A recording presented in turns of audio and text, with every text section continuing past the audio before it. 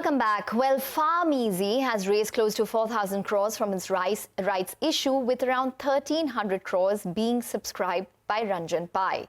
I did catch up with Siddharth Shah, who's the founder and CEO of pharmeasy, to discuss their rights issue, how they plan to reduce Thyrocare's 100% promoter pledge, and what's their growth outlook. Listen in. The subscription of the rights issue is now in fact a little north of 3,950 crores, which in a lot of ways I think is a big testament of support for what we are doing and the belief that ultimately we can literally become the best player in digital healthcare in India. Okay, so Mr. Ranjan Pai, how much did he subscribe to in terms of the rights issue? See, I think what's happened is the total subscription quantum has been 3,950 crores. Mr. Pai had made a commitment to subscribe to 1,300 crores as part of this round. But given that it's oversubscribed, I think we're all figuring out how much of an allocation will Mr. Pai get, how much some of the other investors get, because it was very clear from the way our rights issue was structured that the first right of infusing capital will come indeed to our existing shareholders. Okay. And the balance will go to Dr. Pai, but I think we'll figure out a way where Dr. Pai also gets a chance to participate. And in fact, he's been very, very supportive, right? And one of the big reasons for helping us get here. So I think Dr. Pai will also get a chance to participate, and more importantly, we'll get a chance to work with Dr. Pai.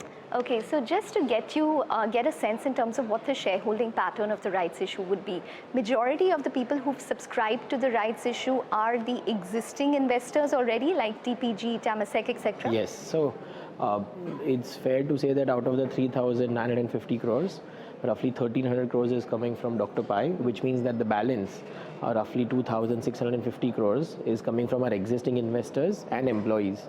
The thing I'm most proud of is the fact that our employees, excluding the founders, right, the employees themselves have subscribed to 132 crores worth of shares in this round, right? So I think what more can you want in a company where employees themselves are putting their hard-earned, actual, real cash into the company, right? So I would say that we've received a broad-based support from over 10, 12 institutional investors, from, if I'm not wrong, roughly 4,000 plus retail investors who were already shareholders of the company, and several hundred employees. So I think this is as great an outcome as I could have expected. So is Mr. Pai going to be the majority shareholder in the company? Because we were under the assumption that he's probably going to hold around 14, 15, maybe 16% stake. Look, I think we are still waiting for CCI approval from Mr. Pai, so it's not fair for me to comment on that right now. But will he be the majority shareholder? See, I wouldn't say majority, because majority will translate to 51%, right? But I think... Or the maximum amount yeah, of shares. So the way to think about it is that Dr. Pai, in case his allocation gets approved by CCI and it goes to 1,300 crores,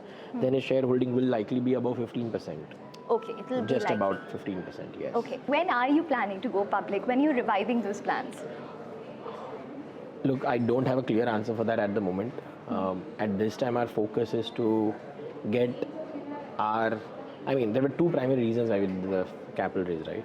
One is obviously, as we're aware, we wanted to deleverage our balance sheet, right? I think the deleveraging exercise is done. Second is also to provide a runway where we're not gasping for capital in order to achieve what our stated objectives are. You've already seen in the letter of offer, we've given a view of our 3-month performance. April, May, June this year was the first quarter where on a consolidated basis, not accounting for one-time expenses or non-cash items, we were EBITDA profitable on a pro forma basis. We believe that that trend has continued, right? And hopefully, including 9 months, we will be on that track. So I think if the performance of the company continues to be good, and which we are reasonably confident about, then I think we will at the right time be able to come back to the market. But on the back of not just promise that we had in 2021, but now with the track record of performance, maybe let's say in 2024 or 2025 or 2026 as the right time. But because I know that the Indian markets want a story that is focused not just on growth, but also on profits. So I think with a good track record, at the right time, we should be able to come to the market. But the big question with regards to raising money and going public is also the fact that you have Thyrocare, which is a listed entity. So the big question always remains in terms of whether you're going to be two separate listed entities, whether you're going to look at, a reverse merger. What is the plan on that? one step at a time. I think the first But focus. this is the question that came up in the previous time also. I know it came up. Look, I think the fact that we went for an independent IPO for API at that time was reflective of the strategy at that time. I think let us get this money, get the CCI approval, resolve our debt, which is the only, if I were to say, large, utilization from this rights issue, right?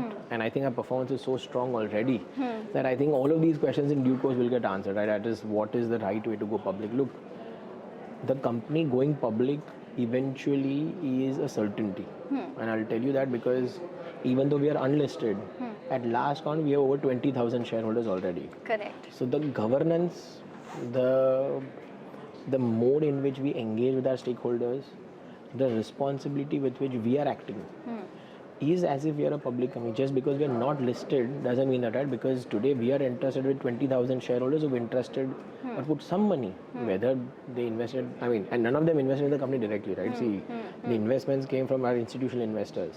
But from the time our DRHP was filed, when we became a public company, right, a lot of individual shareholders bought out their shares from their friends and funds and so on and so forth, right? Long story short, there are 20,000 people who are trusting us. So you're acting like a listed company. We are acting in terms of all our governance, right? If you look at the independent directors on our board, the fact that our chairman continues to be still a person like Mr. Puri, the head of our audit committee is Mr. Subbu, who was the ex-CFO of Titan, right? He's also on the board. So people like those are really bringing in a phenomenally high degree of rigor to how we look and how we operate and how we manage as a company, right? Yeah.